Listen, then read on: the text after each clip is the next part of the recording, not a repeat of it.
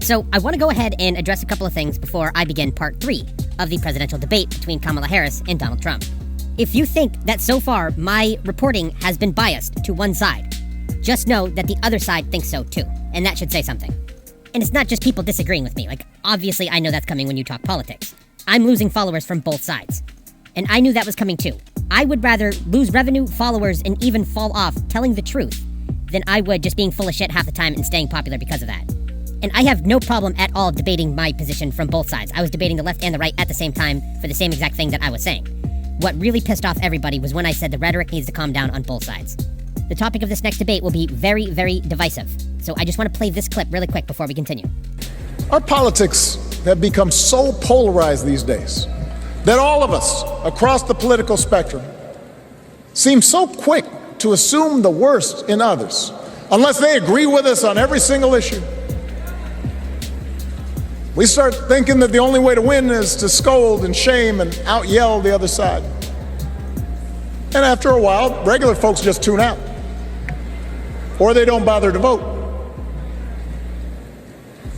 Now, that approach may work for the politicians who just want attention and thrive on division, but it won't work for us to make progress on the things we care about, the things that really affect people's lives.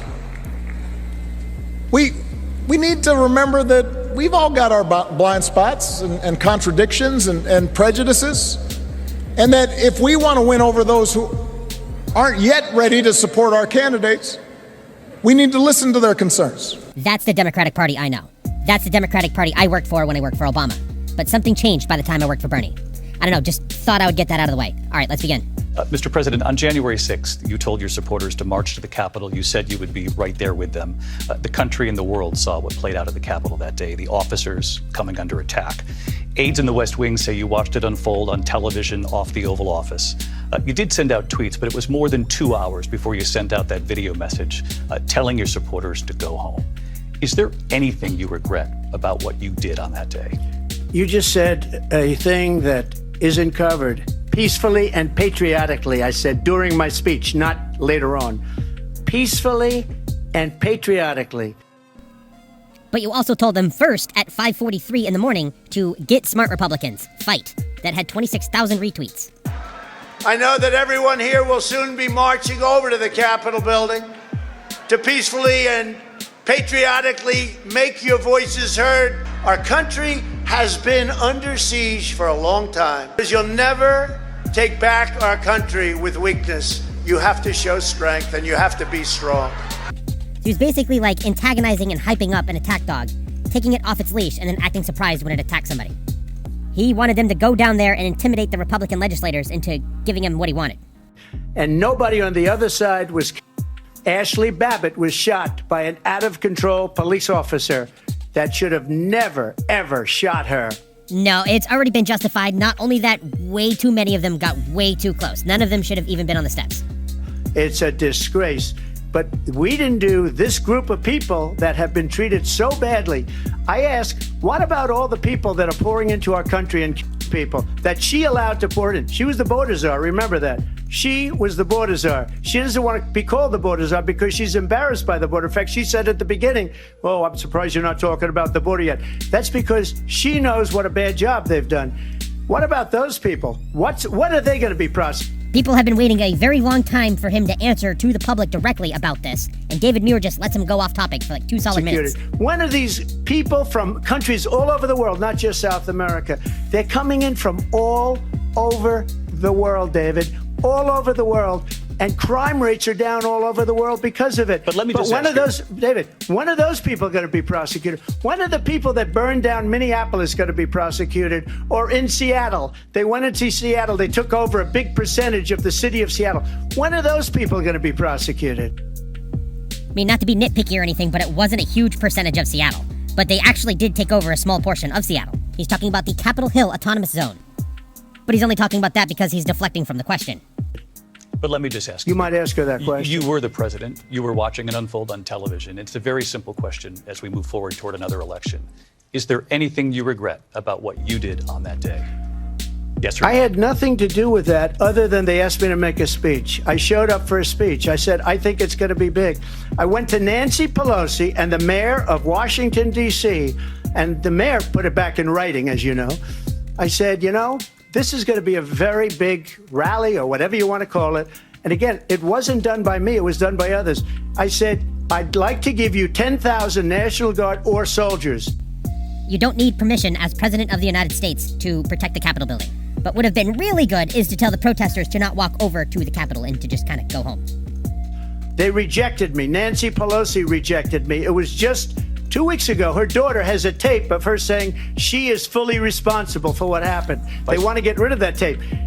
It would have never happened if Nancy Pelosi and the mayor of Washington did their jobs.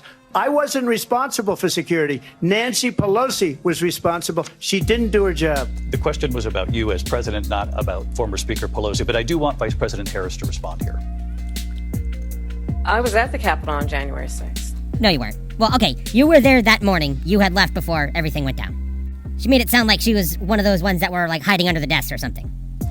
I was the vice president-elect. I was also an acting senator. I was there.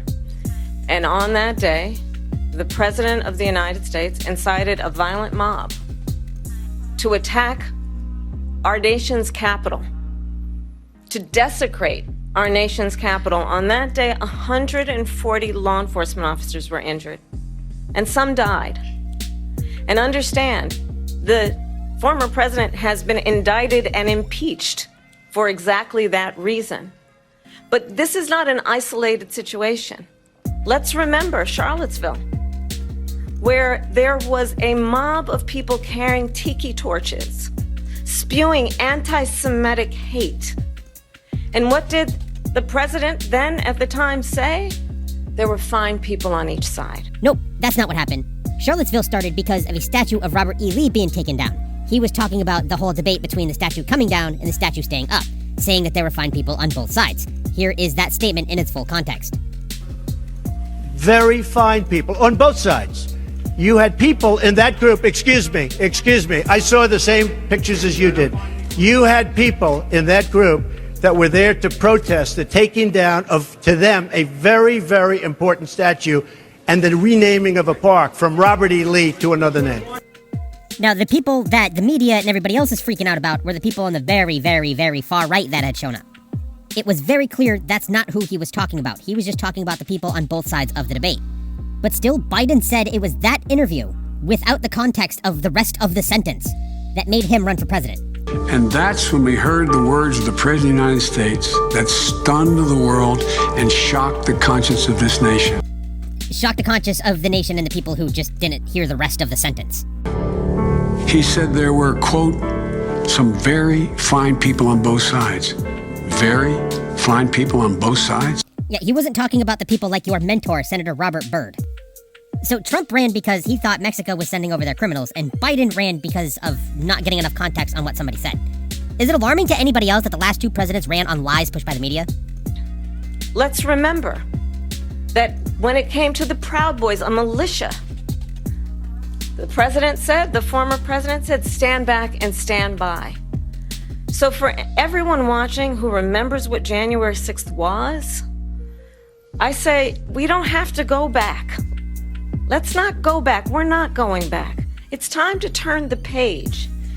And if that was a bridge too far for you, well, there is a place in our campaign for you to stand for country, to stand for our democracy, to stand for rule of law, and to... The physical threat at the Capitol was the biggest threat to democracy since 9/11.